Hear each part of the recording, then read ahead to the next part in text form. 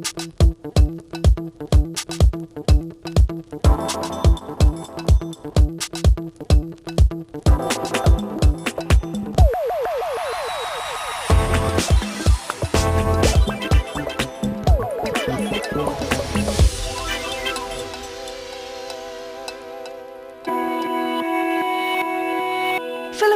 is synonymous with rules of modern marketing. His book Marketing Management, now in its 14th edition, has been translated into 25 languages and is a must-have for students being initiated into the world of business.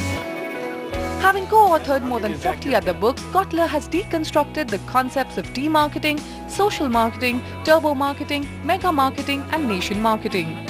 Some of the best companies in the world like Apple, IBM, Bank of America, AT&T, Ford and General Electric turned to Kotler for advice and strategy. We caught up with the guru of marketing at the Great Lakes Institute of Management in Chennai and to bring you this masterclass. I could provoke you easily by saying that I am ready to talk about the end of marketing. Now that's disturbing because you're spending a lot of time studying it, and why should it end so quickly? So if I say the end of marketing, what I mean is the end of the old marketing. The old marketing was mass production, mass distribution, mass marketing, lots of 30-second commercials which would put us to sleep. So the new marketing is clearly more about the social media and the transformation of our ability to reach individuals. You know, the new term is called big data, and it's happening everywhere, where we get to know more about you, hopefully not invading your privacy so much as trying to not bother you unless you're a prospect for something that we think would improve your life.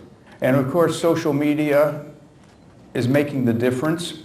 But more than that, the fact that buyers and customers can talk to each other about products and about brands and about companies means that the companies are in a fishing bowl and things are becoming very transparent.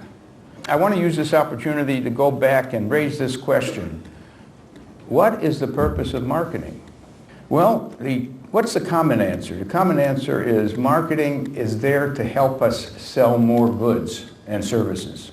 And much of modern marketing is about selling a dream of the good life. It's a dream, by the way, we have to figure out how to sell to the poor. 5 billion people of the 7 billion today on the earth are poor. And marketing has offered nothing. Now, there's another hidden function of marketing which isn't mentioned enough. And it is that the purpose of marketing is to create jobs. No spending, no jobs. So if we cannot convince people that we have things that will make their lives better, then won't buy those things, then there will be no one to make those things, and we have a real problem. Let me start with the beginning of, if not marketing, at least the beginning of sales. What we have here is a dramatization of the Christian Bible with the beginning of the world as represented by Adam and Eve and the snake. So who was the marketer? Yes, it seems that the persuasive one was the snake who talks to Eve and convinces Eve to convince Adam to have an apple, which was from the tree of knowledge, which meant that they had to leave their garden, and now they're spoiled in a sense. They're no longer innocent, and knowledge has that effect of making us into other types of people. When people ask, how old is marketing?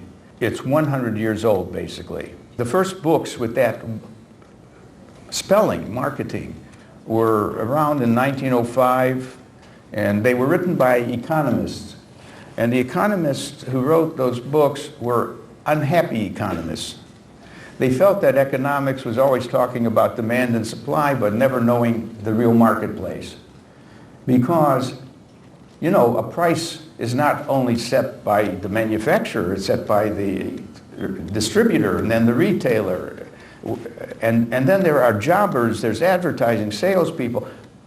Economics, which is the science in which I was trained, never talked about the market world, the world of institutions and dynamics.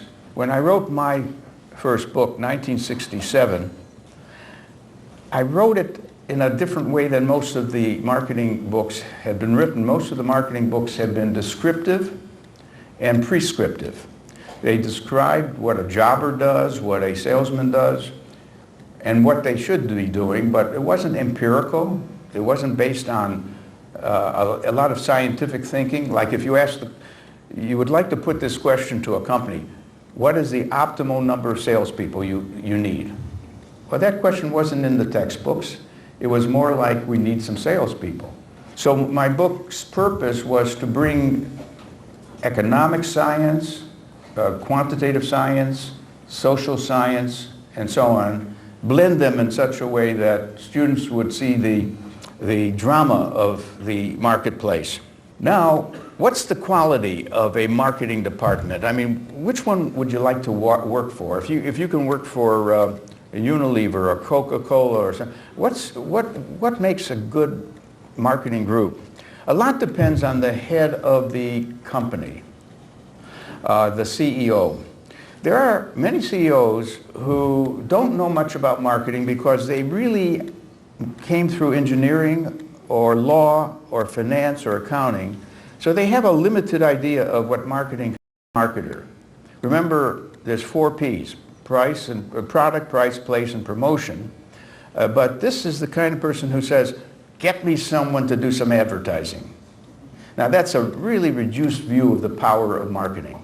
I'd rather work for the 4P marketing CEO because he will or she will say, get me a person who can prepare a marketing plan that describes our products and what is special about them, sets the prices on the products, and tells how they're going to move through place, the channels of distribution, and how we're going to promote.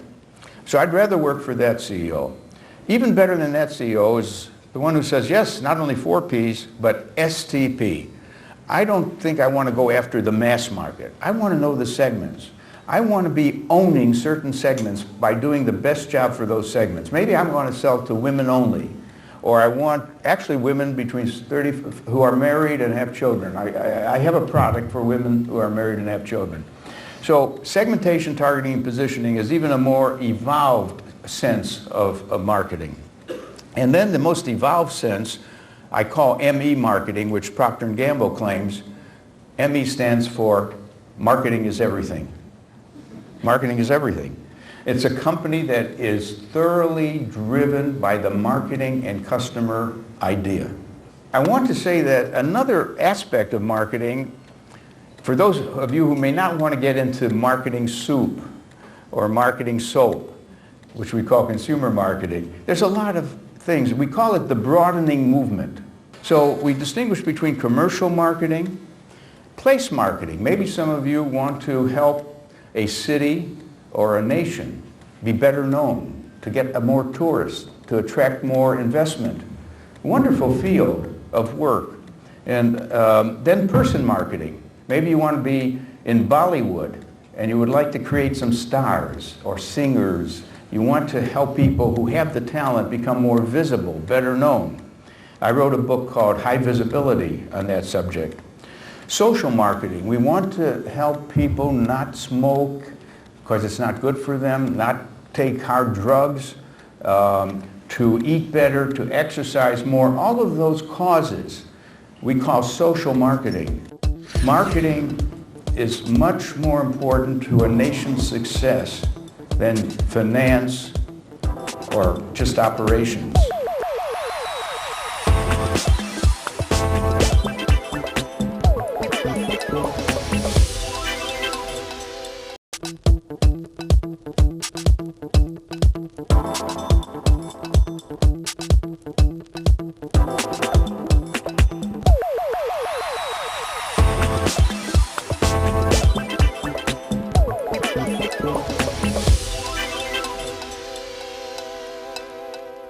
There are opinions about marketing practice that we have to answer and reduce these practices. That marketing is intrusive, it interrupts us. The pop-up ads, the ads on shows that we're watching on TV. Sometimes we say it exaggerates. The famous story about the cosmetics company saying that in the factory we make cosmetics, in the store we sell hope. Yes, that's true, and that's an insight. That's a brilliant insight that people are there to believe that that skin cream is going to make us more attractive and draw more people to be interested in us. There's going to be some of that, and there should be, but it shouldn't be lies, complete lies or things like that. We don't like hard selling or pressure selling. We often talk about soft selling and no selling as a selling approach. No selling is where you don't do anything and yet they know you're getting so many customers and you say, I'm not sure we can serve you. And they get more interested in being served because they want to get into the club. Planned obsolescence is a complaint that, although we love it, you know, if you have the iPhone 1, now you're unhappy, right? Because there's the iPhone 5, and that's a better camera and it works faster. So what do you want to call that progress, or do you want to call it planned obsolescence? It depends on your political point of view. And then the problem of overchoice. We get so confused by so many deodorants, so many shampoos, and how do we even make a choice? Sometimes people walk away from buying a product because they can't even decide which of the brands they should be buying. Those are some of the issues, and those issues led to a number of critics of marketing. Vance Packard made a career of charging us with the ability to manipulate people. So it's like he had the image that when you go into a movie theater and you don't want to buy any popcorn or anything, suddenly the ad, there is on the screen, you can't see it, but subliminal ads that actually make you thirsty and hungry, and you go before you're finished and you ask for popcorn. Well, that's never been proven that there are such subliminal ads. Then Naomi Klein is one of the most popular critics today, wrote a book called No Logo. She doesn't like brands. She thinks branding is making us pay more money for the same thing. A brand is all about building a preference for that name and institutional supplier, which may not end up being a product that's any different than any other commodity. I remember Will Rogers' remark. He's one of our famous comics. He said, if advertisers spent the same amount of money on improving their products as they do on advertising, they wouldn't have to advertise them. Now, who are the best marketers today? Richard Branson, always a genius, 120 companies. Read any of his books. You'll learn how a real creative marketer thinks. Walt Disney, having created family fun entertainment, really. Herb Kelleher, who was the first to really create an airline that's a low-cost airline. Now we have a number of them, Jet, Blue, and all kinds of others. But it's the most profitable airline. Anita Roddick, the late Anita Roddick, who started the Body Shop. The first time we began to see a company or a retailer not only sell us good products, very authentic products that met the claims, but also wanted in the store to get you to be helping with the homeless, saving the whales. So she made it a kind of a social activist approach. Bill Gates, all of you know about him, and Steve Jobs, and Jeff Bezos is the person who started Amazon, first books, and now everything can be bought at Amazon. So I would say these are my choices of the most creative marketers. I use a diagram in my Marketing 3.0 book, which briefly does this. Every company has to spell out their mission, their vision, and their values. And every company has to appeal to something. They can appeal to your mind, or your heart, or your spirit. Now, if you take the first column, mind, a 1.0 company is going to deliver satisfaction, hoping to be profitable and saying that it is better than its competitors. Maybe not different, but at least they're better. But more and more companies are saying we got to engage the customer more. We want loyal customers. So we have to emotionalize more our relationship. So we might show a baby in the commercial because people love babies and make it's really a detergent commercial, but you have some babies and you want to keep your babies clean and all that. So you somehow turn to more emotional marketing. That's a 2.0, but 3.0 is still scarce. 3.0 means the company says we want to give back something because we have benefited a lot from the fact that the society has built roads, built education, educated people. We couldn't be the kind of company we are if the society hadn't been good to us. So we want to give something back. Now, we have problems in the future. There are things happening, the slow growth of population, the automation of production, computers, robotics, 3D printing. There's a lot of technologies, and we got to figure out what the good life is going to be like when there aren't enough jobs. So I'm going to stop here and say that I wanted to share with you just an overview of the greatness of the field and how critically important it is. I would almost say that marketing is much more important to a nation's success than finance or just operations. And when a nation becomes market-driven and customer-driven and innovative, then it's got the real answer. Thank you very much. Old political marketing was very simple. It was kissing babies and having coffee or tea.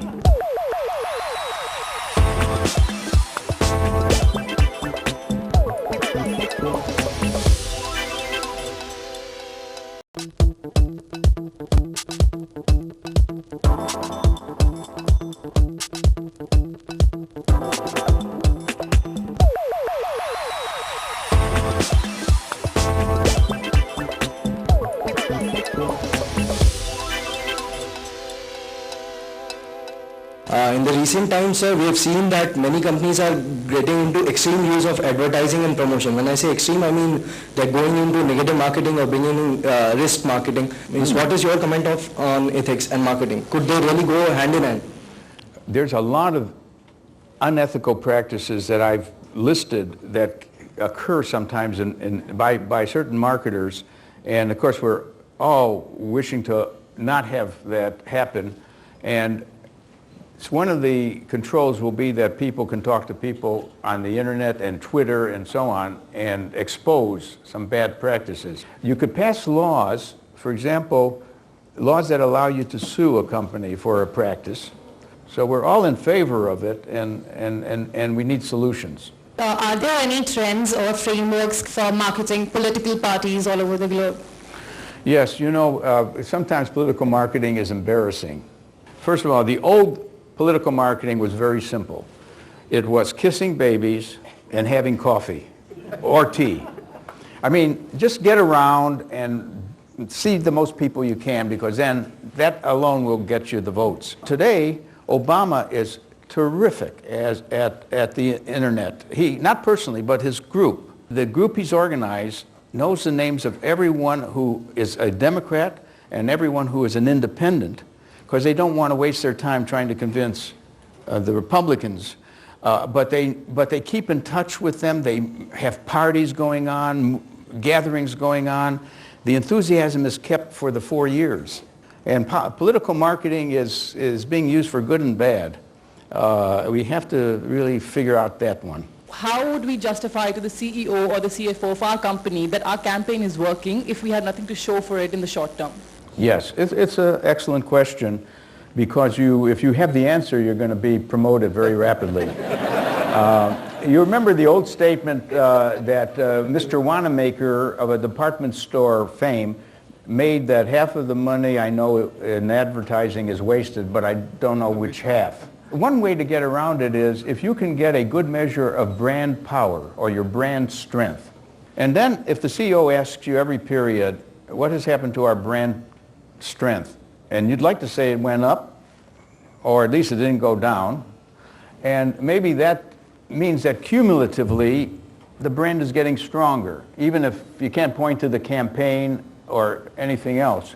A lot depends on you asking the very question of yourself, what must I do to deliver value to the CEO in terms of how he sees value or sees value? It's a good question, but work with the chief financial officer and say, what can we both measure that will satisfy you not to talk badly about me? Because the chief financial officer sees the president every day and says bad things about marketing. Like we don't need to spend that much and this and that. That's his job. But you should work out a good relationship with the CFO so you could both measure what you think you're accomplishing. Okay?